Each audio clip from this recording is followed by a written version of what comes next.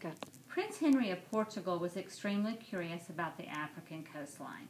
Prince Henry and his fleet sailed to the city of Ceuta on the northern coast of Africa. This was a holy war against Muslims.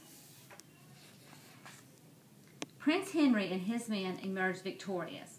Along with their victory, the Portuguese also acquired treasures the Muslims brought to Ceuta by way of the Red Sea, such as silver, gold, and sacks of cinnamon, pepper, cloves, and ginger, just to name a few.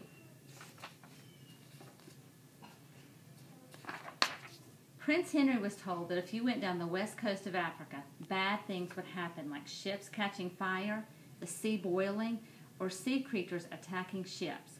He was determined to find out if this was really true or not. Two men who had fought with Prince Henry at Ceuta were up for the challenge.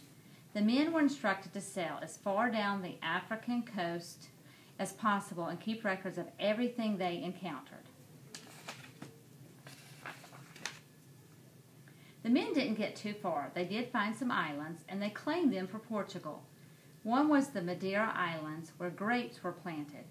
Madeira wine is made from the grapes, and it is still famous today. Prince Henry and a famous geographer spent countless hours learning everything they could about sailing. They decided to use the caravel to travel down the African coast because it could turn into the wind as well as sail against the wind. Henry's ships couldn't get past Cape Boador in Africa. This is supposedly where bad things on the sea began to happen. Finally, a ship makes it beyond the cape. Prince Henry's men gradually inched down the African coastline. They were told to bring things back to Portugal, especially Africans. The men brought Africans and more. Since there was a labor shortage in Portugal, Africans became a prized possession. In Europe, the slave trade became a big business. Prince Henry did not live long enough to see all of the African coast explored, as he died in 1460.